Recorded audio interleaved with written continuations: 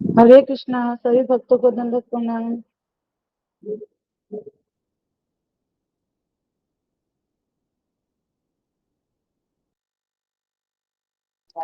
हरे कृष्णा प्रभु जी, सही भक्तों हरे को कृष्णा माता जी। दंडवत प्रणाम। हरे हरे कृष्णा कृष्णा। सुनील प्रभु जी, सुधा माता जी, प्रवीणा माता जी, प्रतिभा माता जी, राघव माता जी, शीला माता जी। हरे कृष्णा।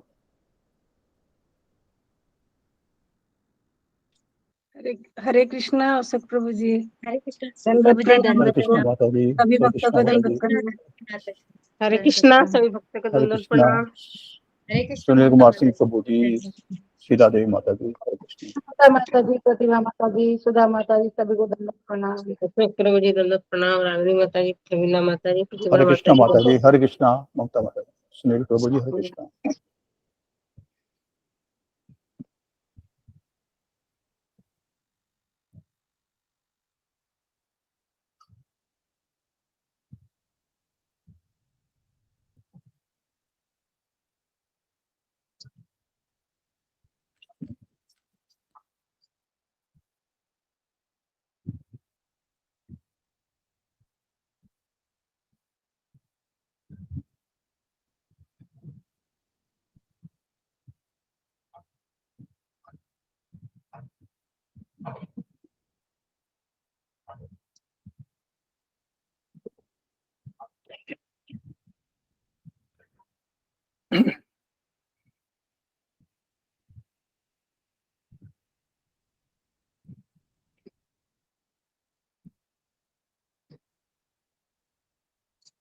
हरे कृष्णा प्रतिभा माता जी, आप तैयार है माता जी?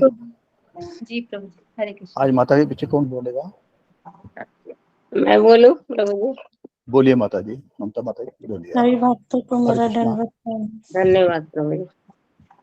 हरे कृष्णा। गुरु जी के चरणों में दंडवत प्रणाम। सभी भक्तों को दंडवत प्रणाम। ॐ अज्ञानतिमिरान्धस्य ज्ञानञ्जनशलाकया चक्षुरुन्मिलितं येन तस्मै श्रीगुरवे नमः। श्री श्री चौराग्रगण्य पुरुषाष्टकम्। जय। व्रजे प्रसीदं नवनीतचोरं गोपाङ्गनानां च दुकुलचोरम्। ब्रजे प्रसिद्धं नवनीतचोरं गोपाङ्गनानां च दुकुलचोरम्। व्रजे प्रसीदं नवनीतचोरं गोपाङ्गनानां च दुकुलचोरम्। ब्रजे प्रसिद्धं नवनीतचोरं गोपाङ्गनानां च दुकुलचोरम्। अनेकजन्मार्जितपापचोरं चोराग्रगण्यं पुरुषं नमामि। अनेकजन्मार्जित पापचोरं चौराग्रगण्यं पुरुषं नमामि। व्रजे प्रसीदं नवनीतचोरं गोपाङ्गनानां च दुकुलचोरम्। ब्रजे प्रसीदं नवनीतचोरं गोपाङ्गनानां च दुकुलचोरम्। श्रीराधिकाया हृदयस्य चोरं नवाम्बुदश्यामलकान्तिचोरम्। श्रीराधिकाया हृदयस्य चोरं नमाम्बुदश्यामलकान्तिचोरम्। पदाश्रितानां च समस्तचोरं चोराग्रगण्यं पुरुषं नमामि। पदश्रितानां च समस्तचोरं चौराग्रगण्यं पुरुषं नमामि। अकिञ्चनीकृतपदाश्रितं यः करोति भिक्षुं पथि गेहहीनम्। अकिञ्चनीकृतपदाश्रितमयः करोति भिक्षुं पथिगेहहीनम्। केनाप्यहो भीषणचौरैर्दृक् दृष्टः श्रुतो वा न जगत्त्रयेऽपि। केन पयोभीषणचरैर्द्र दृष्टसुतो वा न जगत्त्रयेऽपि। व्रजे प्रसीद्धं नवनीतचोरम् गोपाङ्गनानां च दुकुलचोरम्। व्रजे प्रसीदं नवनीतचोरम् गोपाङ्गनानां च दुकुलचोरम्। यदीयनामापि हरत्यशेषम् गिरिप्रसारानपि पापरासिन्। यदीयनामापि हरत्यशेषम् गिरिप्रसारानपि पापरासि। आश्चर्यरूपो ननु चौरैर्दृक् दृष्टः श्रुतो वा न मया कदापि। आश्चर्यरूपो ननु चरैर्द्रे दृष्टश्रुतो वा न मया कदापि। धनं च मानं च तथेन्द्रियाणि प्राणांश्च हत्वा मम सर्वमेव। धनं च मानं च तथेन्द्रियाणि प्राणश्च हत्वा मम सर्वमेव। पलायसे कुत्र धृतोऽद्य चोर त्वं भक्तिदाम्नासि मया निरुद्धः। पालयसे पुत्रो धृतोद्यचोरा त्वं भक्तिदाम्नासि माया निरुद्धा। व्रजे प्रसीद्धं नवनीतचोरं गोपाङ्गनानां च दुकुलचोरम्। व्रजे प्रसिद्धं नवनीतचोरं गोपाङ्गनानां च दुकुलचोरम्। छिनत्सि घोरं यमपाशबन्धं भिनत्सि भीमं भवपाशबन्धम्। छिनत्सि घोरं यमपाशबन्धं भिनत्सि भीमं भवपाशबन्धम्। छिनत्सि सर्वस्य समस्तबन्धं नैवात्मनो भक्तकृतं तु बन्धम्। छिनसि सर्वस्व समस्तबन्धं नैवात्मनो भक्तकृतं तु बन्धुम्। मनमानसे तामसरासि घोरे कारागृहे दुःखमये निबद्ध। मन्मानसे तामस राशि घोरे कारागृहे दुःखमाया निबद्ध। लभस्य हे चोरहरे चिराय स्वचौर्यदोषोचितमेव दण्डम्। लभस्य हे चोरहारे चिराय स्वचोरदोषोचितमेव दण्डम्। व्रजे प्रसीद्धं नवनीतचोरं गोपाङ्गनानां च दुकुलचोरम्। व्रजे प्रसीद्धं नवनीतचोरं गोपाङ्गनानां च दुकुलचोरम्। अनेकजन्मार्जितपापचोरं चोराग्रगण्यं पुरुषं नमामि। अनेकजन्मार्जिता पापचोर चौरागण्यं पुरुषं नमामि। व्रजे प्रसीद्धं नवनीतचोरं गोपाङ्गनानां च दुकुलचोरम्। व्रजे प्रसीद्धं नवनीतचोरं गोपाङ्गनानां च दुकुलचोरम्। कारागृहे वस सदा हृदये मदीये मद्भक्तिपाश दृढबन्धन निश्चलासं त्वं कृष्ण हे प्रलयकोटि सतान्तरे अपि सर्वस्य चोर हृदयान्नहि मोचयामि व्रजेत सिद्धं नवनीतचोरं गोपाङ्गनानां च दुकुलचोरम् व्रजे प्रसीदं नवनीतचोरं गोपाङ्गनानां च दुकुलचोरम् हरे कृष्णा कृष्ण कृष्ण हरे हरे हरे कृष्णा कृष्ण कृष्ण हरे हरे हरे राम हरे राम कृष्णा गुरु जी, राम धन्यवाद प्रणाम हरे गुरु जी। कृष्ण हरे दंडवत कृष्णा गुरु प्रणाम जी। हरे हरे कृष्ण गुरु कृष्ण जी दंडवत प्रणाम हरे सर्व कृष्णा गुरु जी, दंडवत प्रणाम। हरे कृष्ण गुरु जी दंडवत प्रणाम हरे कृष्णा गुरु जी, हरे कृष्ण प्रणाम। हरे हरे कृष्ण कृष्णा गुरु जी, दंडवत प्रणाम सर्वत्र। हरे कृष्ण गुरु जी हरे प्रणाम कृष्ण हरे कृष्ण हरे कृष्णा गुरु जी, हरे कृष्ण गुरु जी हरे प्रणाम कृष्णा गुरु जी, दंडवत प्रणाम। दंडोत प्रणाम हरे सभी कृष्ण लोग सबको दंडवत। हरे कृष्ण हरे कृष्ण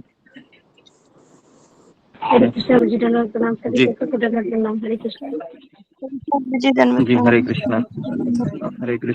कृष्ण सबको हरे कृष्ण जी जी दंडवत। हरे कृष्ण जी अनाउंसमेंट कीजिए हरे कृष्ण जल्दी धन्यवाद प्रणाम गुरु जी, पावन चरणों में। प्रियंका सहगल माता जी को बुखार ठीक नहीं हो रहा है, गला भी खराब है, कभी बुखार कम होता है या कभी बढ़ जाता है, तो उनके शीघ्र स्वास्थ्य के लिए हम भगवान श्री कृष्ण से और आपके चरणों में प्रार्थना करते हैं। विकास निगम प्रभु जी के पिताजी श्री कमेंद्र कुमार निगम प्रभु जी का आज किडनी स्टोन का ऑपरेशन है गुरु जी, तो उनका सफल ऑपरेशन के लिए और शीघ्र स्वास्थ्य लाभ के लिए हम मंगल कामना करते हैं। एक और रुचिष्ट भक्त है हमारे ग्रुप में, वो काफी कमजोरी महसूस कर रहे हैं और थकान महसूस कर रहे हैं, उनके भी उत्तम स्वास्थ्य लाभ के लिए हम भगवान श्री कृष्ण, परम पूज्य श्री लाल प्रभुपाद जी महाराज, परम पूज्य श्री राधानाथ स्वामी महाराज, समस्त वैष्णव आचार्यों, परम पूज्य गुरुदेव व समस्त भक्तों के चरणों में प्रार्थना करते हैं कि इन सब के लिए प्रार्थना करें, इन्हें अपना आशीर्वाद दें ताकि ये शीघ्र स्वास्थ्य लाभ करें और भक्ति में लगे रहें। हरे कृष्णा प्रभु जी, धन्यवाद प्रणाम गुरु जी। हम 3 बार हरे कृष्ण महामंत्र बोलते हैं हरे कृष्णा हरे हरे कृष्ण कृष्णा हरे कृष्ण कृष्ण हरे कृष्ण कृष्ण हरे हरे हरे कृष्णा, हरे कृष्णा, हरे कृष्ण कृष्णा, कृष्ण हरे हरे हरे, हरे हरे राम, राम हरे राम राम, हरे राम हरे हरे कृष्णा, हरे कृष्ण हरे कृष्णा, कृष्ण कृष्ण हरे हरे हरे राम, हरे हरे राम राम, हरे हरे हरे राम, हरे कृष्ण कृष्णा, राम हरे हरे हरे राम राम, राम राम हरे राम, हरे कृष्ण हरे कृष्ण हरे हरे हरे राम, हरे राम राम राम हरे कृष्ण कृष्ण कृष्ण हरे हरे हरे राम राम राम हरे हरे हरे कृष्ण कृष्ण हरे हरे हरे राम राम राम हरे हरे धन्यवाद कृष्ण सबका। हरे कृष्ण आज कृष्ण किसका टर्न हरे था हरे बनाने हरे का राम कृपया करके राम राम हरे गुरु हरे जी। हरे कृष्ण आशा सुमानी कृष्ण माता जी का कृष्ण था, हरे एकता हरे सुमानी माता जी, पर लगता है उन्होंने ज्वाइन नहीं किया। इनका टर्न था आज एकता सुमानी माता जी का। ओके ठीक है ओके हम ओम नमो भगवते वासुदेवाय ओम ज्ञानतिमिरन्धस्य ज्ञानाञ्जनशलाकया चक्षुरुन्मीलितं येन तस्मै श्रीगुरुवे नमः। श्रीचैतन्यमनोभीष्टं स्थापितं येन भूतले स्वयं रूप कदा मह्यं ददाति स्वपदान्तिकम्। वन्देऽहं श्रीगुरु श्रीयुतापदकमलं श्रीगुरून् वैष्णवांश्च श्रीरूपं साग्रजातं सहगण रघुनाथान्वितं तं सजीव साद्वैतं सावधूतं परिजनासहितं कृष्ण चैतन्यदेवं श्रीराधा कृष्णपादान् सहगण ललिता श्री विशाखान्वितांश्च हे कृष्ण करुणा सिंधु दीनबंधु जगतपते गोपेश गोपिका कांत राधा कांत नमोस्तुते। तप्तकांचन गौरांगी राधे वृंदावनेश्वरी वृषभानुसुते देवी प्रणमामि हरिप्रिये वाञ्छाकल्पतरुभ्यश्च कृपा सिन्धुभ्य एव च पतितानां पावनेभ्यो वैष्णवेभ्यो नमो नमः। जय श्री कृष्ण चैतन्य प्रभु नित्यानंद श्री अद्वैत गदाधर श्रीवासादि गौर भक्त वृंद। हरे कृष्णा कृष्ण कृष्ण हरे हरे, हरे राम राम राम हरे हरे। नारायणं नमस्कृत्यं नरं चैव नरोत्तमं देवीं सरस्वती व्यासं ततो जयामुदीरये।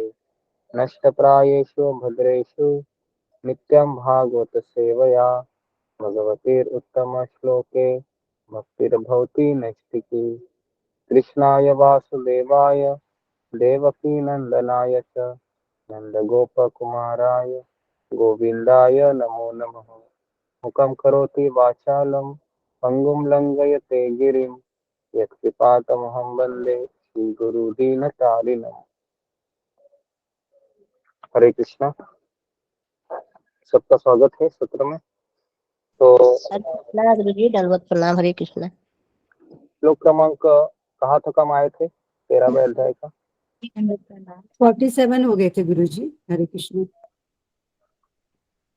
जी 47। श्लोक क्रमांक 48। अध्याय का नाम है धृतराष्ट्र द्वारा गृह त्याग।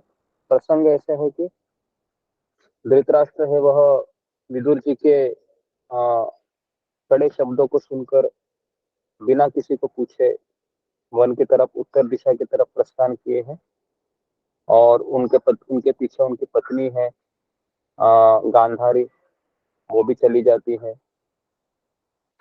और जैसे ही सुबह उठते हैं युधिष्ठिर महाराज और देखते हैं कि मेरी ताई नहीं है, तो बहुत पश्चाताप करते हैं। सबसे पहले वह संजय को पूछते हैं कि संजय, तुमने तुम्हारे स्वामी को देखा क्या? संजय कहता है कि नहीं, मैंने भी नहीं देखा। तो युधिष्ठिर महाराज शोक कर रहे थे, तभी नारद मुनि का आगमन होता है और नारद मुनि अभी युधिष्ठिर महाराज को समझा रहे है ना जी। तो अभी हम श्लोक क्रमांक 48 तक आए हैं।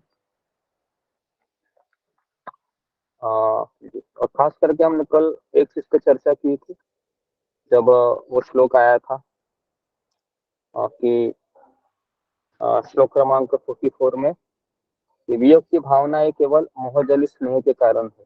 तो हम संसार में हम देखते हैं कि एक साथ आते हैं कुछ समय के लिए और उसके पश्चात कुछ समय के बाद चले जाते हैं। तो हम जब किसी से दूर हो जाते हैं तो वियोग की भावनाएं प्रज्वलित होती है। तो इस पे हमने स्पष्टीकरण कल दिया था कि जी कौन से उदाहरण इस पे हमने दिए थे। जी फिंगर को रेज कीजिए, कोई इस टॉपिक के बारे में मुझे कल जिसने अच्छे से सुना होगा कोई बता सकता है जी।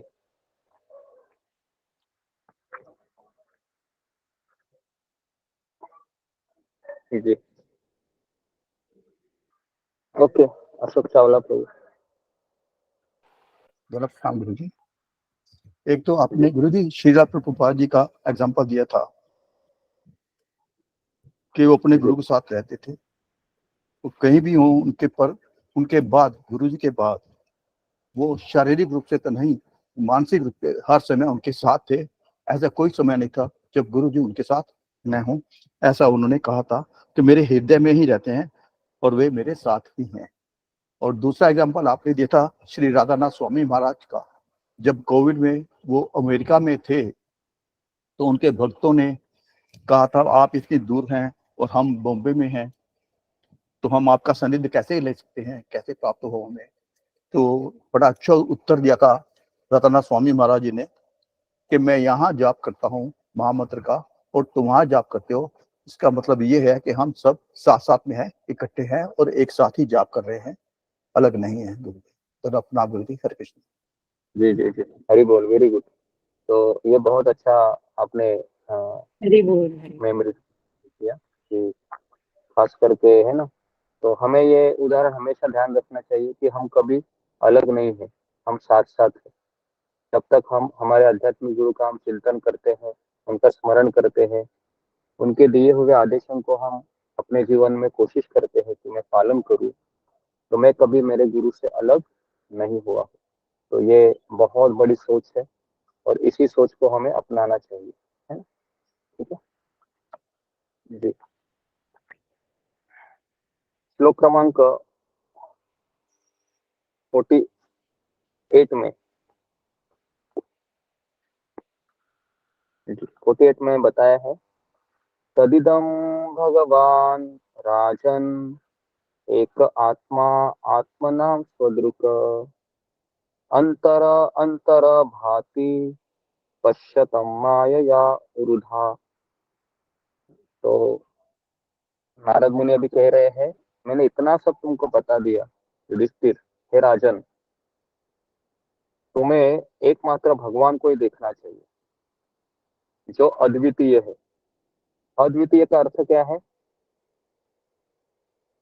जी? अद्वितीय का अर्थ है उनके जैसा दूसरा कोई कोई नहीं है, नहीं। कोई नहीं है। अद्वितीय। ओके, तो जो विभिन्न शक्तियों के साथ साक्षात प्रकट होते हैं और अंदर तथा बाहर दोनों जगह है। तो भगवान अंदर भी है और बाहर भी है। इसका कौन मुझे उदाहरण दे सकता है कि भगवान कैसे अंदर है और बाहर है? एक साधक के लिए, हाँ, एक भक्ति मार्ग में लगे हुए एक साधक के लिए कैसे भगवान बाहर भी है और अंदर भी है। ओके, ममता पाल।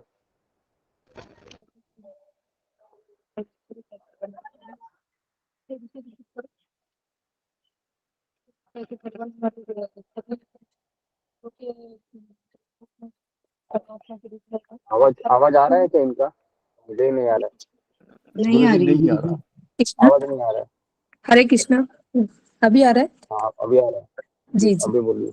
जी गुरु जी, धन्यवाद प्रणाम। गुरु जी, जो मुझे लगता है एक साधक के लिए सभी जीवात्मा के अंदर जो परमात्मा के रूप में भगवान है, और हर वस्तु में, चाहे जड़ वस्तु हो या सजीव वस्तु हो, सभी में भगवान निवास करते।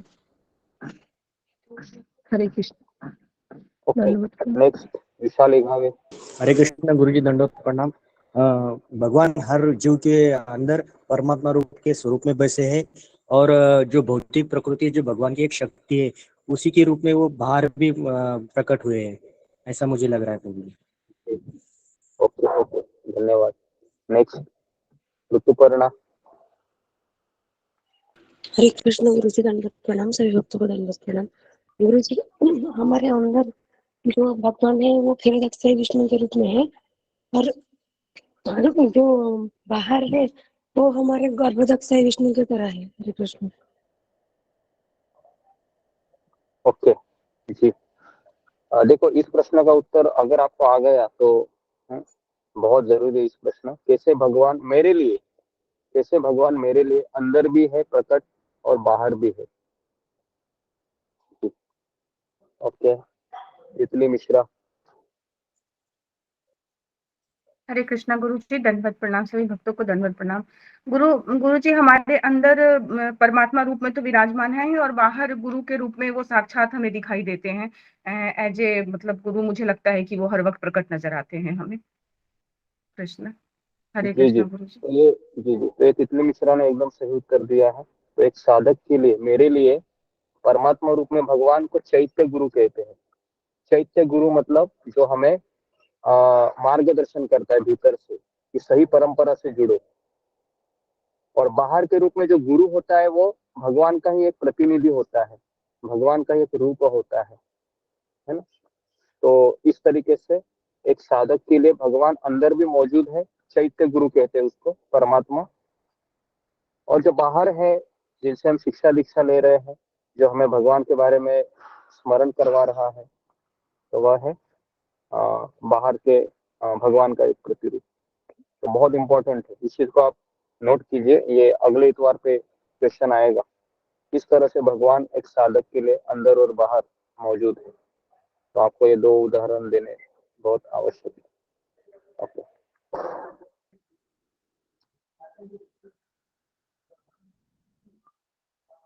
जी, आखिरी 4 लाइन में पढ़ रहा हूँ जो हमारे लिए बहुत जरूरी है।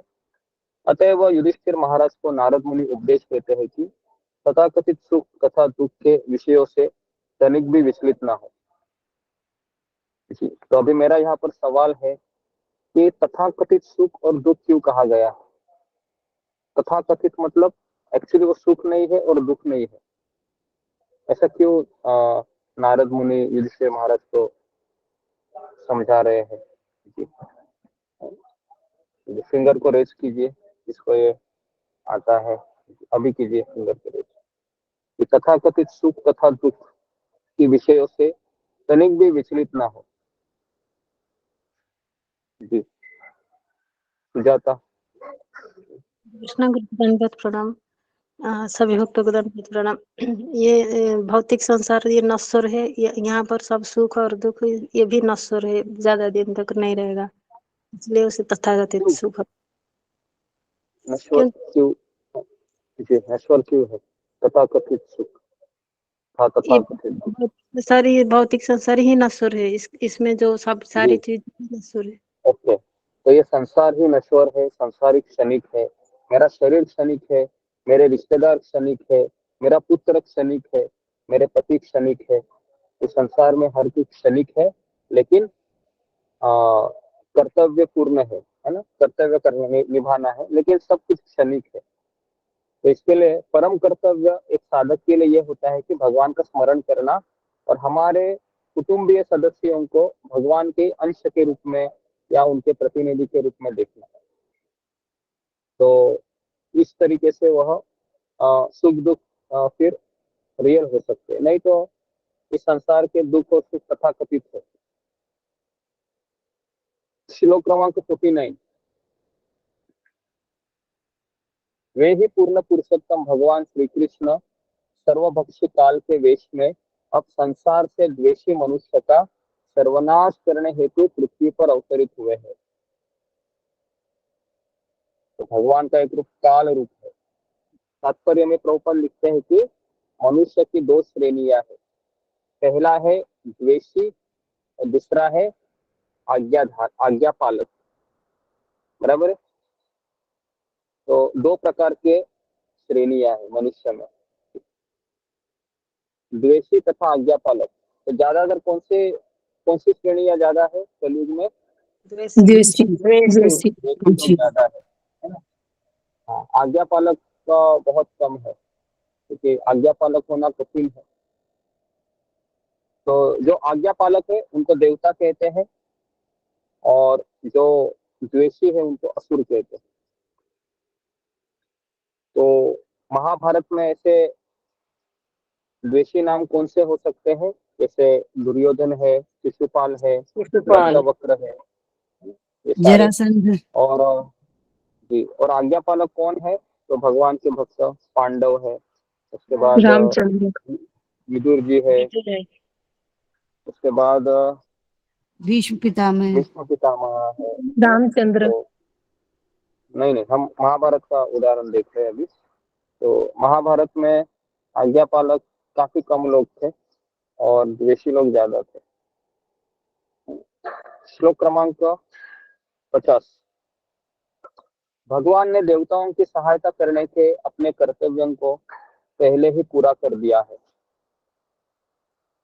और जो शेष है उसके लिए वे प्रतीक्षारत है। आप सभी पांडव तब तक प्रतीक्षा कर सकते हो जब तक भगवान इस धरा पर उपस्थित है। तो नारद मुनि कह रहे हैं कि भगवान जब यहाँ पर आते हैं तो उनका कुछ प्रयोजन होता है। तात्पर्य में प्रभुपाद लिखते हैं कि भगवान अपने धाम से, जो आध्यात्मिक आकाश का सर्वोच्च लोक है, इस भौतिक विश्व के देव शासकों की सहायता करने हेतु तब तब अवतरित होते हैं जब जब वे उन असुरों द्वारा अत्यधिक सताए जाते हैं, जो न केवल भगवान से अपितु उनके भक्तों से भी द्वेष रखते हैं। तो भगवान आते ही इसलिए ताकि देवता लोग हैं जब पीड़ित होते हैं तो वह भगवान से सहायता मांगते हैं। श्लोक क्रमांक 51। आगे कहते हैं नारद मुनि, हे राजन, आपके ताऊ महाराज धृतराष्ट्र, उनके भाई महात्मा विदुर तथा उनकी पत्नी गांधारी हिमालय की दक्षिण की ओर गए हैं, जहां महान ऋषियों के आश्रम है। तो कहाँ गए ये? तो ये गए हैं हिमालय के दक्षिण की ओर। हिमालय के दक्षिण की ओर जाने के बाद कोई वापस नहीं आते हैं, क्योंकि काफी वह बर्फीली जगह होती है और वहां पर लोग तपस्या करने के लिए जाते हैं। खास करके जो एरिया है बद्रिकाश्रम है ना, केदारनाथ, उत्तराखंड का वो पूरा एरिया ही ऐसा है कि हिमालय के ही आसपास है। तो यह स्थान सप्त स्रोत कहलाता है, क्योंकि यहाँ पर पवित्र गंगा नदी का जल 7 शाखाओं में विभाजित किया गया। ऐसा महान सप्तर्षियों की तुष्टि के लिए किया गया था। कहाँ गए वो? सप्त स्रोत, जहाँ पर गंगा है 7 शाखाओं में विभाजित होती है। उस समय सप्त स्रोत के तट पर महाराज धृतराष्ट्र नित्य 3 बार प्रातः, दोपहर तथा संध्या समय स्नान करके, अग्निहोत्र यज्ञ संपन्न करके तथा मात्र जल पीकर अष्टांग योग का अभ्यास करने में लग गए। कौन सा अभ्यास करने लगे ये धृतराष्ट्र? अष्टांग योग। अष्टांग योग मतलब जो हमने चर्चा की थी ना, जो हाँ ध्यान योग, उसका यम नियम है ना, ध्यान, धारणा, प्रत्याहार, जो 8 उसके जो अंग है। तो इससे मनुष्य को मन तथा इंद्रियों पर संयम रखने में सहायता मिलती है और वह पारिवारिक स्नेह संबंधी विचारों से सर्वथा मुक्त हो जाता है।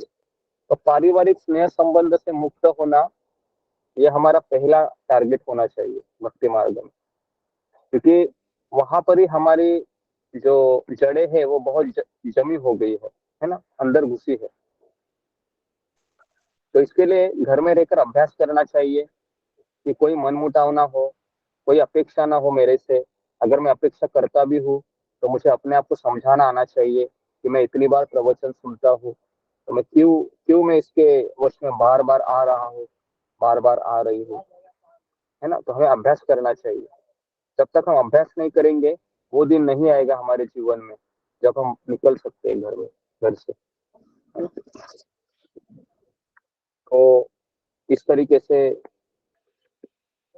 अष्टांग योग का अभ्यास किया धृतराष्ट्र ने, और दिन में 3 बार स्नान करते थे, उपवास करते थे, आसन लगाकर मन को आध्यात्मिक विषयों में एकाग्र करते थे। तो इस तरीके से भौतिक जगत का अर्थ क्या है कि आत्मा के कुछ आवरण है आत्मा के ऊपर। तो लिखिए आत्मा के ऊपर 1 2 3 4 5 6 7 तो कुछ आवरण बताए हैं कि पहला आवरण है घर का, घर से वो आसक्त रहता है।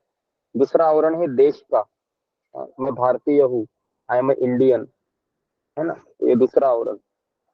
तीसरा आवरण है परिवार का, कि मेरा नाम है ना ये है ना, आशीष पागधरे, तो ये मेरा परिवार है, ये मेरा कुल है। तो ये तीसरी परख होती है उसके ऊपर। चौथा है समाज, है ना, तो मेरा समाज है जिसमें मेरे पिताजी, मेरी माँ, मेरे दादाजी ने जन्म लिया, तो मैं यही मेरी पहचान है। 5वां है संतान, तो ये 5वां ये है आवरण आत्मा के ऊपर। जब संतान का सुख उसको मिलता है तो उसके बहुत अपेक्षाएं बढ़ जाती है ना। और 7वां है व्यापार, धन कमाना। तो इस तरीके से ये आत्मा के कुछ आवरण है। तो इससे हमको धीरे धीरे धीरे धीरे मुक्त बोला होना है। आपने 5वीं के बाद बोला था गुरुजी, धीरे धीरे मुक्त होना है। ओके गुरुजी, 5वें के बाद छठा कौन सा है? हरे कृष्ण। घर, देश, परिवार, समाज, संतान, संपत्ति, व्यापार, ये आत्मा के कुछ आवरण है। और हालांकि मूल आवरण क्या है आत्मा के ऊपर? पृथ्वी, अग्नि, जल, वायु, आकाश, मन, बुद्धि, अहंकार, ये एक्चुअल आवरण है। लेकिन ये आवरण किस तरह से जकड़ते हैं, तो ये माध्यम ये है, जैसे घर, देश, परिवार, काफी कठिन है। हाँ, कब ये आसान हो सकता है इससे निकलना, थोड़ा सा हम चर्चा करते हैं जी। फिंगर को रेज कीजिए। इन आवरणों से ये देश, परिवार, समाज, संतान, इससे निकलना कब संभव हो सकता है, जरा अपनी राय दीजिए जी। ममता कुमारी। हरे कृष्णा गुरु जी, दंडवत प्रणाम। गुरु जी, जब हम कोई प्रमाणिक गुरु के सानिध्य में रहकर शास्त्रों को ज्ञान लेंगे तब हम इसको जान सकते हैं गुरु जी। ओके जी, तो ये एक उत्तर हो सकता है। और हम कुछ उत्तर देखते हैं जी। अंजलि सिंह। दंडवत प्रणाम गुरु जी, सभी भक्तों को दंडवत प्रणाम। जब हम भगवान से असक्त होंगे, गुरु और भगवान से। ओके, नेक्स्ट नीमा जोशी। हरे कृष्णा गुरुजी, दंडवत प्रणाम। गुरुजी, हम अपनी इंद्रियों को ना संयम करने का अभ्यास करना चाहिए हमको, ताकि हम इन चीजों से बच सके। जो भी हमारी घर गृहस्थी और जो भी हमें भौतिक वो मिलता है, तो हम अपनी इंद्रियों को संयम करने का अभ्यास कर सकते हैं, जिसका बताया भी ओके है भगवद गीता वगैरह में। जी हरे जी कृष्ण। Okay, next Meenakshi Rawat. हरे कृष्ण गुरुजी, दंडवत प्रणाम। सभी भक्तों को दंडवत प्रणाम। गुरुजी, जैसे कि अभी ममता कुमारी माता जी ने बोला कि गुरु का सानिध्य लेकर फरमाए गुरु का और सत्संग करके, और ये इसका वो करके कि हम शरीर नहीं, हम आत्मा है, इस चीज का वो करके फिर हम उस चीजों से मुक्त हो सकते हैं। हरे कृष्ण। ओके जी, तो भागवतम में एक श्लोक आता है, उसमें बताया गया है कि जब तक किसी शुद्ध भक्त के जो चरण की धूली है उससे मैं स्नान ना करूं, तब तक इन स्नेह संबंधी विचारों से, परिवार से निकलना बहुत कठिन है। एक लाइन में, जब तक किसी गुरु की, वैष्णव की कृपा हमारे ऊपर नहीं होती है, तब तक हम अपनी शक्ति से तो हम निकल नहीं सकते, लेकिन हम अपनी शक्ति से दूसरों का ध्यान अपनी ओर आकर्षित कर सकते हैं। ठीक है, तो ये दूसरा प्रश्न रहेगा। तो जी गुरु जी, एक बार प्रश्न बोल दीजिए तो। प्रश्न प्रश्न मैंने बताया था अभी कि किस तरह से ये समाज, परिवार, संतान, इनसे हम इन इन आवरणों से निकल सकते हैं। जी। अशोक चावला प्रभु, इन प्रश्नों को आप लिखते रहिए, ठीक है, जो ताकि हम ये संडे के समय इसको यूज करें। जी गुरु जी। सुन रहे हैं अशोक चावला प्रभु? हाँ, सब लोग अपने कैमरा को ऑन रखिए। हाँ जी। शानु गुप्ता, साधना, भरत भूषण पटेल, पत्रा, सब लोग कैमरा को ऑन रखिए। सरिता कुमारी, अनुराग गुप्ता। ओके,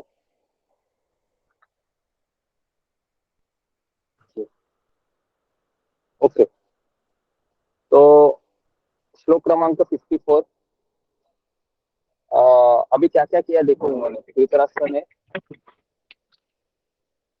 श्वास लेने की विधि को वश में कर लिया योगिक आसनों से। श्वास जैसा लेते हैं ना, ऐसे प्राणायाम करते हैं अष्टांग योगी लोग, है ना। अपने अपने शरीर में कितने वायु होते हैं हमारे अंदर?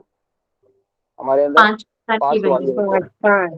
5 वायु होते हैं। 5 वायु को वह वश में करते हैं सांस लेने से, है ना। तो उसके बाद जब भी आपको गुस्सा आता है बहुत जोर से, या कोई इमोशन ऐसे आते हैं ना, तो आप लंबी सांस ले लीजिए। इनहेल आउट, है ना। लंबी सांस लेने से काफी फर्क होता है। ओके, ये थोड़ा सा आप ट्राई करते रहिए जब भी कोई इमोशन बहुत हावी हो जाते हैं हमारे ऊपर, है ना।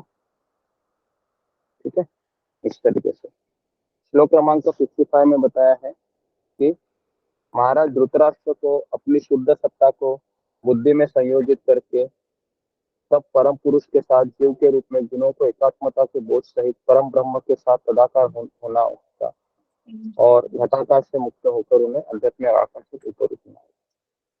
तो फिर धृतराष्ट्र ने क्या किया, इस तरीके से जीव के रूप में गुणों से उन्होंने एकात्मता के बोध सहित परम ब्रह्म को उन्होंने प्राप्त किया, मतलब परमात्मा साक्षात्कार उनको हो गया। ठीक है, और इस तरीके से श्लोक क्रमांक 56 57 में बताया है कि हे राजन, हो सकता है कि वे आज से 5वें दिन अपना शरीर छोड़ देंगे और उनका शरीर राख हो जाएगा। आज से 5वें दिन मतलब जैसा अभी अभी गए हैं ना, तो 5 दिन। तो कैसे नारद मुनि को पता चला कि 5 दिन के बाद ये शरीर छोड़ेंगे? क्योंकि हम किसी को बोल नहीं सकते कौन कब शरीर छोड़ेगा, लेकिन नारद मुनि की भविष्यवाणी ने, तो नारद मुनि जैसे महात्मा जन जानते हैं कि क्या किसी का भविष्य है। तो नारद मुनि की भविष्यवाणी ने युधिष्ठिर महाराज को उस स्थान को जाने से रोक दिया जहां उनके ताऊ रह रहे थे, क्योंकि अपनी योग शक्ति से अपना शरीर त्यागने के पश्चात भी महाराज धृतराष्ट्र को किसी दाह संस्कार की आवश्यकता नहीं थी। क्यों ऐसा कहा राख हो जाएगा? क्योंकि मान लो कि धृतराष्ट्र अगर चले जाते हैं तो युधिष्ठिर महाराज को ये चिंता होती थी कि अग्नि कैसे उनको कौन देगा, है ना, क्योंकि उनके सारे पुत्र तो मारे गए हैं। तो इसलिए यहाँ पर नारद मुनि कहते हैं कि उनका शरीर जलकर भस्म हो जाएगा, है ना, और वो कहाँ जाएंगे? अपने इच्छित ग्रह को प्राप्त कर सकते हैं। तो बाहर से अपनी पति को अपनी योग शक्ति की अग्नि में अपनी कुटिया सहित जलता हुआ देखकर उनकी साध्वी पत्नी एकाग्रता पूर्वक ध्यान मग्न होकर अग्नि में प्रवेश करेगी। तो गांधारी क्या करेगी? फिर उस अग्नि के अंदर प्रवेश करेगी। अब इतना आसान है क्या? आसान नहीं है कि, है ना, आसान नहीं है। लेकिन पहले परंपरा होती थी कि सती परंपरा सुना है आपने? सती मतलब जब जी गुरुजी। पति जब चला जाता पति के बाद है पत्नी को भी जिंदा जलाना। हाँ वही जिंदा जलाना ही है, किसी को फोर्स नहीं उसमें किया जाता था। सती हो जाना। तो वो खुद ही वह अपनी इच्छा से वो जाती थी। है, अगर आपको पता होगा जब पांडु गए थे, आपको पता है पांडु को साप मिला था, और पांडु ने जब माधुरी के साथ संग करने का प्रयास किया तो पांडु ने शरीर छोड़ा। तो फिर अभी पति जिसका शरीर छोड़ता है तो उस समय ऐसा रिवाज था कि अगर उसके बच्चे हैं तो वह रुक सकती है, और अगर उसके बच्चे नहीं है या अगर उसके बच्चे बड़े हो गए हैं तो फिर वह उनके साथ सती जा सकती है। तो इसलिए माद्री ने कहा कि मुझे सती जाना है, तो कुंती ने कहा मुझे भी जाना है।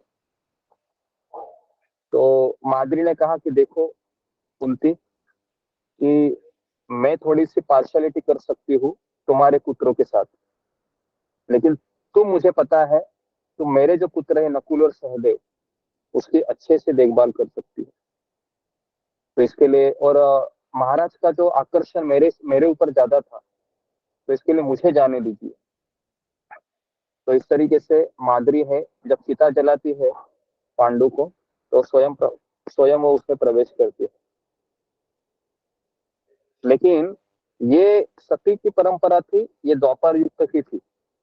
लेकिन आज भी ऐसे कई जगह है जहां पर लोग जबरदस्ती क्या करते हैं, उस विधवा को आग के अंदर ढकेल देते हैं। सुना है आपने ऐसे न्यूज? अखबारों में ऐसे न्यूज आते हैं जो कई गांवों में इस तरीके से आज भी ऐसे होता है ना? कितने लोगों ने सुना है? फिंगर को रेस कीजिए कि जबरदस्ती किसी विधवा को, है ना, किसी गांव में अगर कोई पति मर जाता है ना, तो उसका मुंडन करते हैं और उसको साड़ी पहनाते हैं सफेद, और उसको इस तरह से अंदर ढकेल देते हैं अग्नि के अंदर, है ना, और वो बहुत रोती है, मुझे नहीं मरना है, मुझे नहीं मरना है। तो इस तरीके से ओके जी, तो ये सब गलत है जो हो रहा है, क्योंकि पहले के युगों में पत्नी स्व इच्छा से जाती थी। हाँ, उसको किसी ने फोर्स नहीं करते थे। लेकिन आजकल के ऐसे शैतान लोग हैं जो, पहले ये बहुत होता था जब अंग्रेजों का राज था हमारे ऊपर, तब काफी अंधश्रद्धा चलती थी। तो इस तरीके से स्वामी भक्ति विनोद ठाकुर ने जी, गुरु जी भक्ति हाँ, विनोद ठाकुर जी ने भी एक विधवा को बचाया था, उसको सती जबरदस्ती कर रहे थे जब वो मजिस्ट्रेट थे। तो जी जी जी, उन्होंने भी बचाया था, क्योंकि हाँ बचाया था। उनका एक एपिसोड भी है अभय चरण सीरियल में, अगर आप देखे होंगे, कि वो आकर कहते हैं कि ये सब गलत है, छोड़ दो करके उस औरत को। तो जी जी, तो गांधारी के बारे में लिखा हुआ है, गांधारी एक आदर्श सती नारी थी। वे अपने पति की जीवन संगिनी थी। अतएव जब उन्होंने देखा कि उनके पति योग की अग्नि में पर्णकुटी सहित जल रहे हैं, तो वे निराश हो गई। उन्होंने अपने 100 पुत्र खोने के पश्चात घर छोड़ दिया। अब जंगल में अपने अत्यंत प्रिय पति को भी जलते हुए देख रही थी। अब वे वास्तव में अकेली अनुभव कर रही थी। अतएव उन्होंने भी अपने पति की अग्नि में प्रवेश करे, पति का अनुगमन करते हुए देह त्याग किया। सती स्त्री का अपने पति की अग्नि में प्रवेश करना सती संस्कार कहलाता है, और यह कर्म स्त्री के लिए अति उत्तम माना जाता है। बाद के युग में वह सती प्रथा अत्यंत घृणित अपराधी कृत्य बन गई, क्योंकि वह प्रथा अनिश्चित स्त्री पर भी थोपी जाने लगी। इस पतित युग में किसी भी स्त्री के लिए गांधारी तथा अन्य व्यक्तियों के समान सती संस्कार का शुद्ध विधि से पालन करना संभव नहीं है। गांधारी जैसी सती नारी को पति का वियोग वास्तविक अग्नि से अधिक दाहक प्रतीत होता था। तो ये इसका मेन उत्तर, इसको अंडरलाइन कीजिए, तो मैंने अभी पढ़ा ना, गांधारी जैसी सती नारी को पति का वियोग वास्तविक अग्नि से भी अधिक दाहक प्रतीत होता था, है ना। आजकल ऐसा होता है क्या? पति गया तो उल्टा पत्नी कहती है, कभी कभी सुना ऐसा, अच्छा हो गया चला गया, बहुत टॉर्चर किया इसने जीवन में। समझ में आ रहा है? कभी कभी पत्नी जाती है, पति भी बोलता है कि ठीक है अभी थोड़ा मैं रिलैक्स हो गया, है ना। तो दोनों में कुछ प्रेम नहीं होता है, तो इसके लिए इस तरीके से वचन अभी कलयुग में सुनाई देते हैं। 59 श्लोक में, तब हर्ष तथा शोक से अभिभूत होकर महात्मा विदुर उस पवित्र तीर्थ स्थान से चले गए। तो महात्मा विदुर भी वहीं पर थे, है ना। तो उन्होंने देखा कि भ्राता धृतराष्ट्र के आश्चर्य में प्रयाण को देखकर चकित थे। तो उनको क्यों खुशी हो गई? क्योंकि उनके भाई ने अष्टांग योग का पालन करके मुक्ति का लाभ मिला। तो कहाँ गए अभी धृतराष्ट्र? कौन बताएगा मुझे? धृतराष्ट्र कहाँ गए? कौन से लोग चले गए? ब्रह्म ज्योति जी, ब्रह्म ज्योति चले गए, क्योंकि अष्टांग योगी लोग ब्रह्म ज्योति में जाते हैं, है ना। इसके लिए उनको खुशी हो गई विदुर जी को, लेकिन उनको दुख हो गया। क्यों दुख हुआ? क्योंकि ये भक्ति मार्ग को स्वीकार नहीं कर सके। भक्ति मार्ग को नहीं स्वीकार किया, क्योंकि उन्होंने क्यों नहीं स्वीकार कर सके? महात्मा विदुर ने ऐसा न कर पाए क्योंकि महाराज धृतराष्ट्र उन पांडवों से शत्रु भाव रखते थे। जो व्यक्ति भक्तों से शत्रु भाव रखेगा उसको भगवान कदापि भक्ति नहीं देते, कदापि नहीं, चाहे वो कितना भी प्रवचन सुनता होगा आपके पीछे, है ना। कभी कभी घर के लोग भी सुनते रहते हैं, बराबर है, पत्नी सुनते, लेकिन वो भक्ति में नहीं आते हैं, क्योंकि भक्ति में आने के लिए गुरुजी कहीं कहीं कहते हैं कि कुंती महारानी भी उनके साथ ही जल गई थी।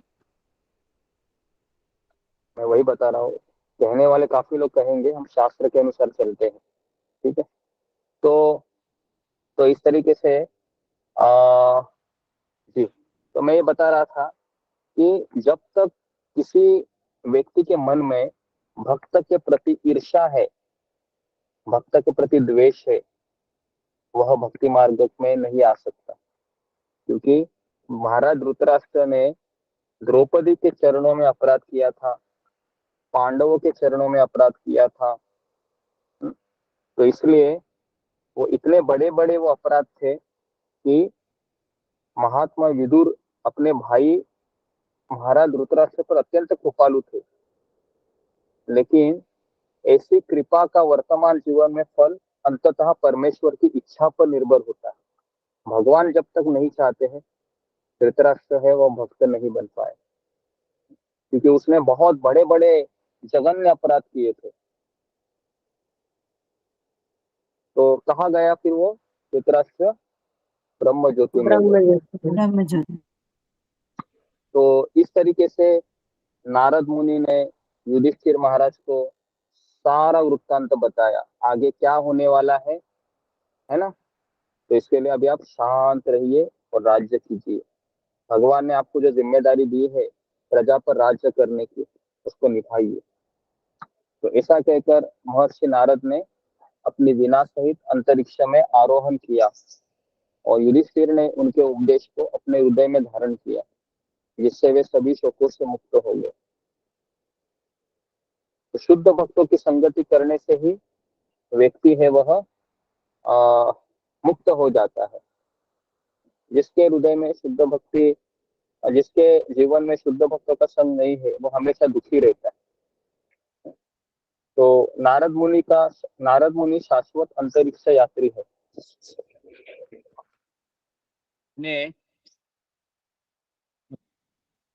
तो नारद मुनि है ये शाश्वत अंतरिक्ष यात्री मतलब ये कहीं पर भी जा सकते हैं।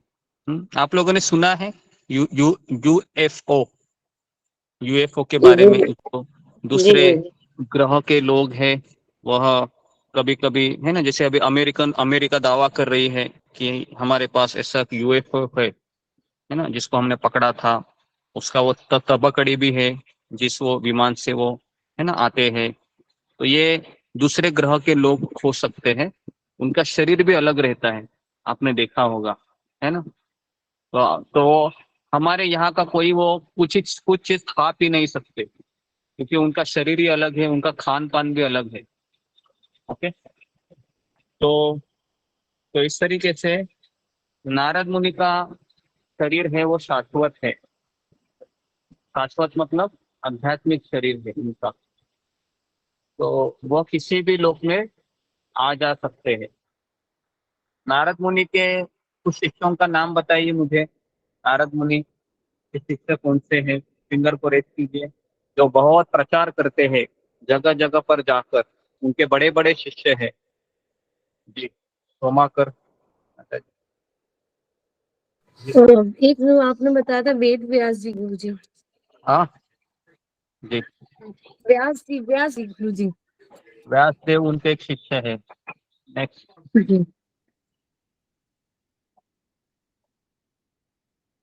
उसके बाद नारद मुनि के शिष्य है प्रहलाद महाराज। किसके शिष्य है? नारद मुनि के। नारद मुनि के। ध्रुव महाराज किसके शिष्य है? नारद मुनि के। रामायण लिखने वाले वाल्मीकि मुनि किसके शिष्य है? नारद जी के। नारद मुनि के। मृगारी करके नाम सुना है आपने? मृगारी, वो भी किनके शिष्य थे? नारद मुनि, है ना। उसके बाद नारद मुनि के शिष्य है प्रचेता है, और जो दक्ष प्रजापति के जो 1000 पुत्र थे है ना, जिनको, तो उनको भी दीक्षा है वो इन्होंने ही दी, नारद मुनि ने। और नारद मुनि जी, तो नारद मुनि किसके संप्रदाय में आते हैं? तो नारद मुनि ये हमारे जो ब्रह्म मध्व गौड़ीय संप्रदाय है, हाँ, इसमें नारद मुनि आते हैं, है ना। प्रचेता के गुरु शिवजी हो सकते हैं, शिवजी ने कहा था। लेकिन जो दक्ष प्रजापति हैं उनके पुत्रों को नारद मुनि ने ही उपदेश दिए थे कि आप भगवान की भक्ति कीजिए। ठीक है, तो ये हो गया हमारा 13 अध्याय पूरे हो गए। अभी 14वां अध्याय में हम प्रवेश कर रहे हैं। भगवान श्री कृष्ण का अंतर्धान होना, 14वां अध्याय। अभी इतना सब कहने के बाद सूत गोस्वामी कहते हैं, भगवान श्री कृष्ण तथा अन्य मित्रों को मिलने तथा भगवान से उनके अगले कार्यकलापों के विषय में जानने हेतु अर्जुन द्वारका में गए। तो ये बहुत इंपॉर्टेंट चैप्टर है। अभी भगवान अभी जा रहे हैं हम सबको छोड़कर, वापस अपने धाम में। देखिए कैसे जा रहे हैं। तो अर्जुन अभी द्वारिका में चले जाते हैं और जैसे द्वारका में जाते हैं सुत गोस्वामी कहते हैं कुछ महीने बीत गए, अर्जुन वापस नहीं आते हैं। तो महाराज युधिष्ठिर को कुछ अपशकुन दिखाई लगे जो अपने आप में अत्यंत भयानक थे। तो उन्होंने क्या देखा, सनातन काल की गति बदल गई है और यह अत्यंत भयावह था। ऋतु संबंधी नियमितताओं में विघ्न पड़ रहे हैं। मतलब कभी कभी बारिश अचानक ही हो जाती थी, कभी ठंडी आ जाती थी। सामान्य मनुष्य उन्होंने देखे अत्यंत लालची हो गए हैं, क्रोधी तथा धोखेबाज हो गए हैं। वे देख रहे थे कि सभी जीविका के अनुचित साधन अपना रहे थे। तो इस तरीके से उन्होंने देखा। तो उसके बाद उन्होंने देखा कि समस्त सामान्य लेन देन, यहाँ तक कि मित्रों के बीच के व्यवहार तक कपट के कारण दूषित हो गए थे। पारिवारिक विषयों में पिता माता तथा पुत्रों के बीच, शुभ चिंतकों के बीच तथा भाई भाई के बीच सदैव गलतफहमी होती थी। यहाँ तक कि पति तथा पत्नी के बीच भी सदैव झगड़ा होता रहता था। तो ये सारी चीजें देखे गई युधिष्ठिर महाराज ने। तो युधिष्ठिर महाराज, तो कालक्रम में ऐसा हुआ कि मनुष्य में इतनी बुराई आ गई, तो महाराज युधिष्ठिर ने इन सब शकुनों को देखकर अपने छोटे भाई से कहा। क्या कहा देखिए अभी। महाराज ने कहा युधिष्ठिर ने, छोटा भाई कौन है युधिष्ठिर का? भीमसेन। भीम भीम। महाराज युधिष्ठिर ने कहा, मैंने अर्जुन को द्वारका भेजा था, बहुत महीने बीत गए, अपने मित्रों से भेंट कर आए ऐसा लग रहा था मुझे, और वो आया ही नहीं अर्जुन। तो भगवान कृष्ण से उनका कार्यक्रम मुझे जानना था, कृष्ण का क्या कार्यक्रम है अगला। जब से वो गया है 7 महीने बीत चुके हैं। कितने महीने गए हैं? 7 महीने। और मुझे एक भी उसका तार नहीं आया, ना मैसेज आया कोई, ना कोई फोन कॉल आया। चिंता में पड़ गया थे। तो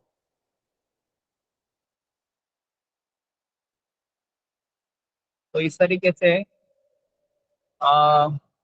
युधिष्ठिर महाराज भीमसेन को बता रहे थे। जहाँ भी अपने मरते लोग की लीलाओं को समेटने जा रहे थे, अभी ये डाउट आने लगता है युधिष्ठिर महाराज के मन में, क्या भगवान श्री कृष्ण अपनी लीला गुरु जी आवाज नहीं आ रही। जी आपकी आवाज नहीं आया। हरे कृष्णा हरे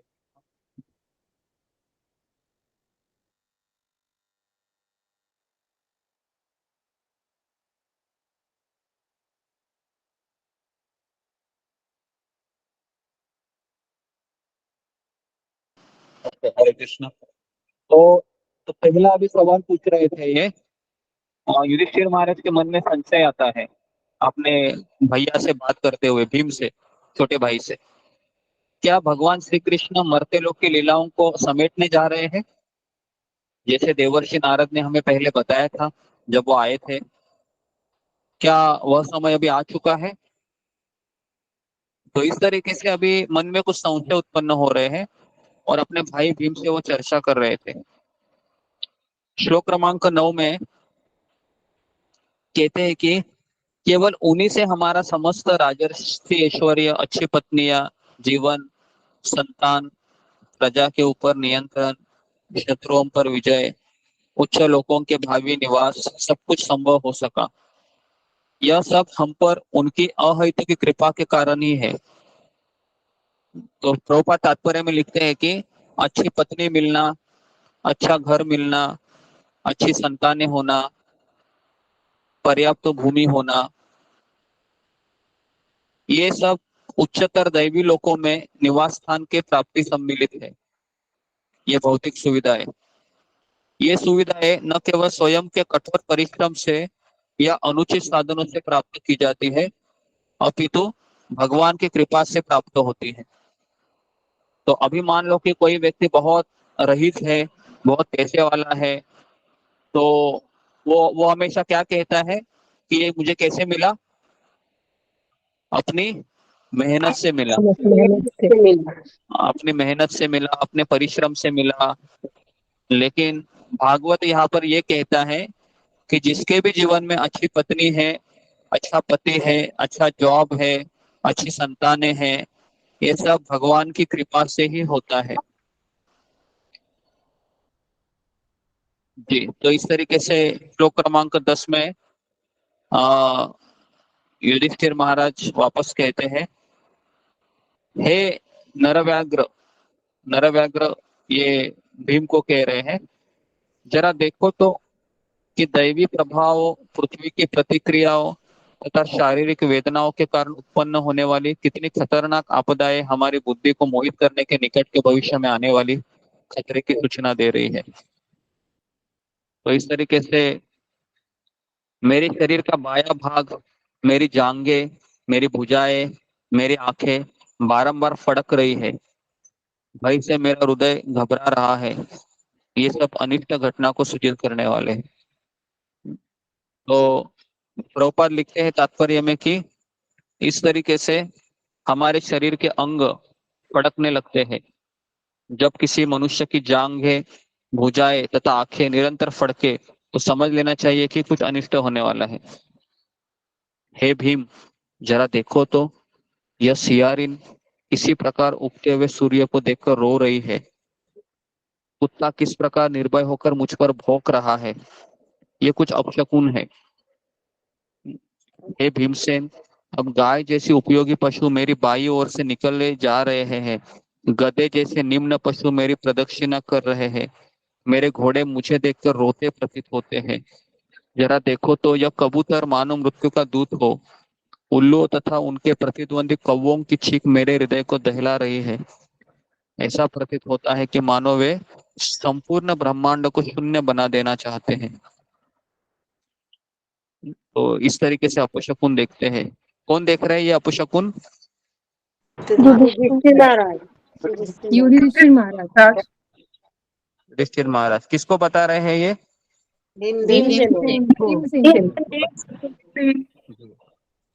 वापस कह रहे हैं, जरा देखो तो किस प्रकार धुआं आकाश के घेरे हुए है। ऐसा प्रतीत हो रहा है मानो पृथ्वी तथा पर्वत कांप रहे हो। बिना बादलों की यह गर्जना तो जरा सुनो, आकाश से गिरते वज्रपात को तो देखो। वायु तेजी से बह रही है, सर्वत्र धूल बिखराकर अंधेरा उत्पन्न कर रही है। बादल सर्वत्र रक्तिम आपदाओं की वर्षा कर रहे हैं। रक्त मतलब सोचो, ऊपर से रक्त गिर रहा है, आप सोच सकते हो। सूर्य की किरणें मंद पड़ रही है, तारे परस्पर भीड़ रहे हैं, भ्रमित जीव जलते हुए तथा रोते प्रतीत हो रहे थे। नदियां, नाले, तालाब, जलाशय तथा मन सभी विक्षुब्ध है। घी से अग्नि नहीं जल रही है। यह कैसा असामान्य समय है। अभी आप घी में अग्नि डालोगे तो अग्नि जलेगी ना, जलेगी कि नहीं? लेकिन हम यहाँ पर देख रहे हैं कि घी डालने पर भी अग्नि नहीं जल रही थी। क्या होने वाला है? बछड़े न तो गाय के थनों में मुंह लगा रहे हैं, न गाय दूध देती है। वे आंखों में आंसू भरे खड़ी खड़ी रंभा रही है, और बैलों को चारों गाहों में कोई प्रसन्नता नहीं हो रही है। मंदिर में अर्चा विग्रह रोते हुए, शोक करते हुए प्रतीत हो रहे हैं। ऐसा लगता है कि वे प्रयाण करने वाले हैं। सभी नगर, ग्राम, कस्बे, बगीचे तथा समस्त आनंद से रहित है। मैं नहीं जानता कि हम पर किस प्रकार की विपत्ति आने वाले हैं। मैं सोचता हूँ कि पृथ्वी पर हो रही ये संपूर्ण उथल पुथल विश्व के सौभाग्य की किसी बहुत बड़ी हानि को सूचित करने वाले हैं। संसार भाग्यशाली था जब भगवान के चरण कमलों के पद चिन्ह अंकित हुए, किंतु ये लक्षण यह सूचित कर रहे हैं कि अब आगे ऐसा नहीं रह पाएगा। हे ब्राह्मण शौनक, अभी किसको कह रहे हैं ये? अभी सूत गोस्वामी कह रहे हैं ये। हे ब्राह्मण शौनक, जब महाराज युधिष्ठिर उस समय पृथ्वी पर इन अशुभ लक्षणों को देख रहे थे और अपने मन में इस प्रकार सोच रहे थे, तभी अर्जुन द्वारका से वापस आ गए। ठीक है, तो अभी देखिए अभी सीन क्या है। अर्जुन द्वारका से वापस आए हैं और कल हम देखेंगे कि अर्जुन जब द्वारिका से आते हैं वापस और युधिष्ठिर महाराज ने इतने अपशकुन देखे हैं, और आप देखोगे कि युधिष्ठिर महाराज कैसे पूछते हैं अभी अपने भाई को। अर्जुन कुछ नहीं कहता है, अर्जुन के आंखों में भी आंसू रहते हैं, इतना रोता है वो। हाँ, आप देखिए कैसे रोते हैं ये पांडव लोग जब भगवान चले जाते हैं। तो ये हम कल देखेंगे किस तरह से पूरा पांडव लोगों के जीवन में सन्नाटा छा जाता है। और फिर वो क्या करते हैं, सब लोग किसी को नहीं पूछते, युधिष्ठिर महाराज अपना बैग पैक करते हैं और उत्तर दिशा की ओर प्रस्थान करते हैं। अपनी पत्नी को भी नहीं बोलते हैं मैं जा रहा हूं। सोचो। तो अभी मुझे बताओ, ये 5 पांडव किससे आसक्त थे? ये 5 पांडव केवल भगवान भगवान से आसक्त थे। तो ये हमें पता चलता है कि व्यक्ति की आसक्ति किसमें है। ये कभी पता चलता है जब उसका जिससे वो आसक्त है वो उससे वो चला जाता है उसके जीवन से, है ना, तब वह बहुत विचलित होने लगता है, तब उसको पता चलता है। तो पांडव लोगों का, है ना, पांडवों की माँ कुंती महारानी थी, उसके बाद उनकी पत्नी थी, है ना। और ऐसा है कि हर एक को अलग और एक पत्नी भी थी। युधिष्ठिर महाराज की बहुत और एक पत्नी थी द्रौपदी के अलावा। अर्जुन के भी कितनी पत्नियां थी? 4 से 5 पत्नियां थी अर्जुन की, है ना। लेकिन सारे पांडव थे भगवान से आसक्त थे। तो इसीलिए अर्जुन इतना रोता है। कल हम देखेंगे अर्जुन कितना रोता है। ये एपिसोड कभी हमने सुना नहीं होगा। आप लोगों ने सुना है कैसे बद्रिकाश्रम की तरफ वो प्रस्थान करते हैं, है ना। युधिष्ठिर महाराज, भीम, द्रौपदी, अर्जुन, नकुल और सब एक एक गिरने लगते हैं, है ना। एक एक गिरने लगते हैं बीच में। तो भीमसेन युधिष्ठिर महाराज को प्रश्न पूछते हैं, ये द्रौपदी क्यों गिरी, ये अर्जुन क्यों गिरा, ये नकुल क्यों गिरा, ये सहदेव क्यों गिरा। तो युधिष्ठिर महाराज उसको उत्तर देते रहते हो। फिर आखिरी में भीम गिर जाता है। तो भीम बोलता है मैं क्यों गिरा, मुझे बताओ। तो फिर आखिर बताते। तो इस तरीके से बहुत अच्छा ये प्रसंग है। तो जी, तो ये हम कल देखेंगे। तो आज हम दोपहर में एक भागवतम का ही चैप्टर ले रहे हैं, इस तरह से कलयुग का आगमन हुआ था। ओके, तो यहाँ पर मैं रुकता हूँ। आप सबका बहुत बहुत धन्यवाद। किसी का कुछ प्रश्न है, कुछ बोलना है, इसके ऊपर कुछ नई चीज समझ में आई, एक प्रश्न ले सकते हैं।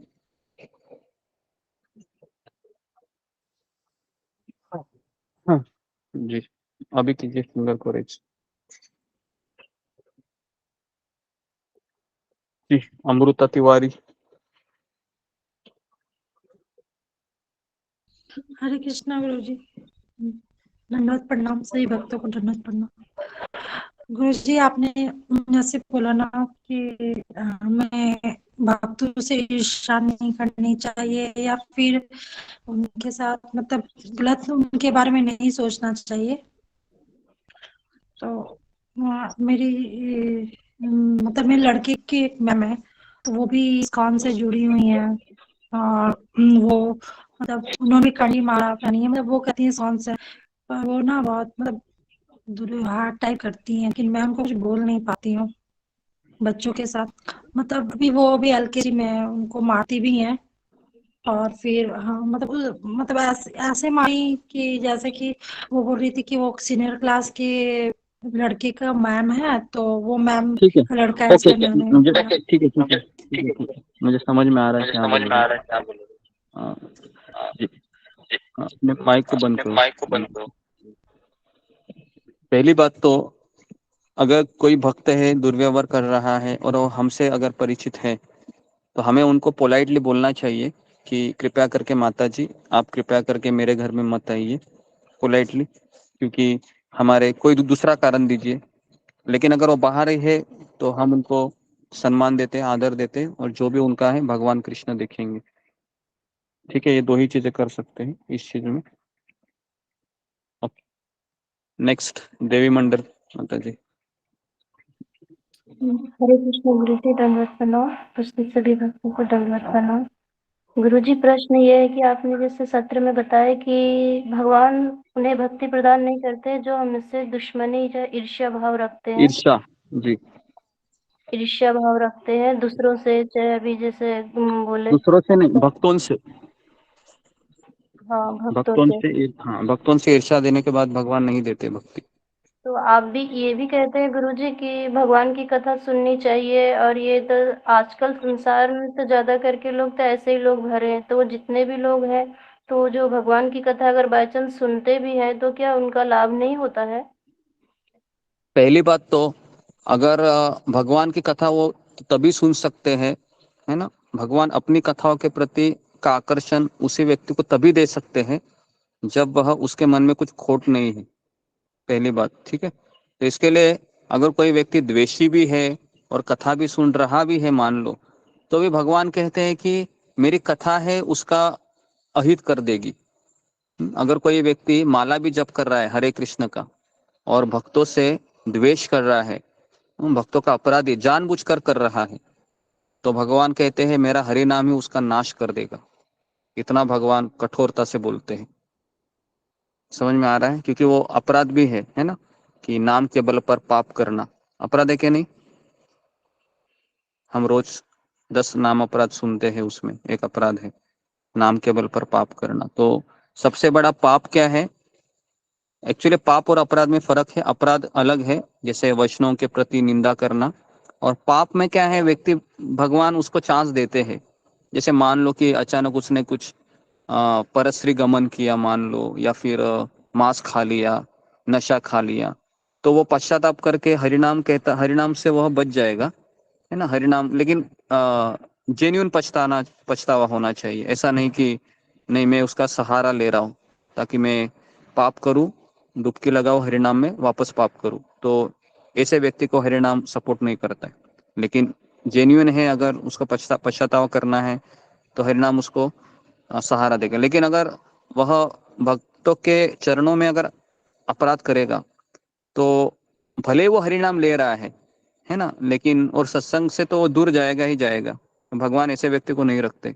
लेकिन उसके मन में ये अपने आप को दिलासा देता रहेगा कि मेरा हरिनाम तो छूटा नहीं है ना, लेकिन ऐसे हरिनाम लेने से कुछ फायदा नहीं है, क्योंकि हरिनाम लेने से भक्तों का प्रति हमारा जो आदर है वो बढ़ना चाहिए। समझ में आ रहा है? तो ऐसे व्यक्तियों को भगवान बिल्कुल भक्ति नहीं देते हैं। ठीक है, नेक्स्ट साधना माता जी। हरे कृष्ण गुरु जी, धन्यवाद प्रणाम। गुरु जी, अभी जो बेबी मंदिर माता जी ने बताया, मेरा भी वही क्वेश्चन था कि अगर हम हमारे घर के लोगों को अगर हम भक्त बनाना चाहे, जैसे कि हमारा छोटा बच्चा है, तो क्या हम आपने बताया कि कथा सुन के भी वो मतलब अभी आपने उत्तर दिया ना कि कथा सुन के भी भगवान उन्हीं को चांस देते हैं कि जो भगवान की कथा सुनते हैं। गुरु जी, मेरा मेरे बच्चे के प्रति है कि मेरा बच्चा भी भक्त बनना चाहिए, तो क्या मैं उसके लिए क्या कर सकती हूँ गुरु जी? कर सकती हो मतलब क्या है, उसको प्रसाद खिलाती रहो, और जब वह सुनने समझने लगेगा तो उसको कथा है सुनाओ, माला करवाने को कहो। गुरु जी, वो ज्यादातर मेरे पास नहीं रहता है, उसके दादी की तरफ रहता है, हम अलग रहते हैं गुरु जी, एक घर में रहते हुए। तो फिर वो तुम्हारा दुर्भाग्य है। समझ में आ रहा है? अगर बेटा माँ के पास नहीं रहता है और माँ से ज्यादा किसी दूसरे स्त्री के पास रहता है, तो उस स्त्री का वो दुर्भाग्य होता है। समझ में आया? तो आपको आपके पति से इस चीज के बारे में कहना चाहिए। ठीक है, अगर वो नहीं मानते हैं तो फिर क्या करे, तो आपने फाइट करना चाहिए इस चीज के लिए, क्योंकि आपका बेटा बहुत छोटा है। ओके जी, नेक्स्ट मंजू सिंह। गुरु जी, मतलब एक प्रार्थना आखिरी थी।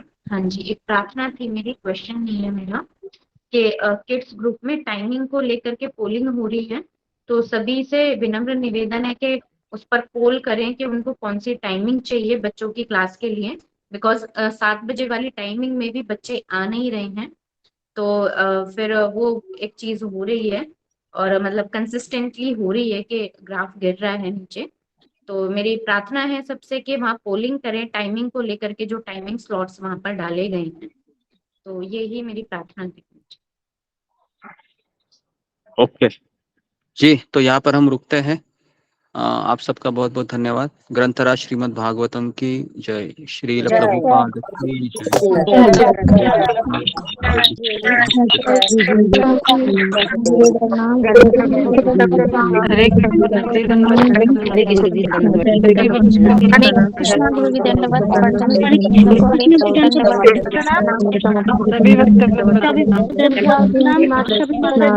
प्रणाम गुरु जी। सब सर्व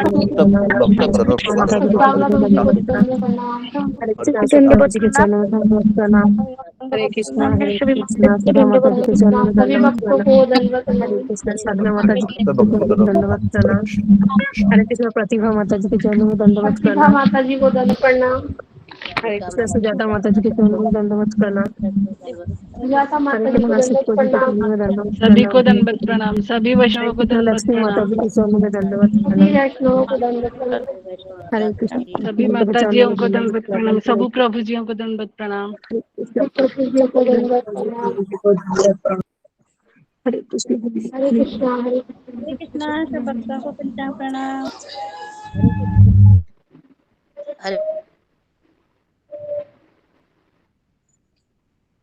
लक्ष्मी माता जी को दंड प्रणाम। दंडवत प्रणाम। माता जी प्रभु जी को दंडवत प्रणाम।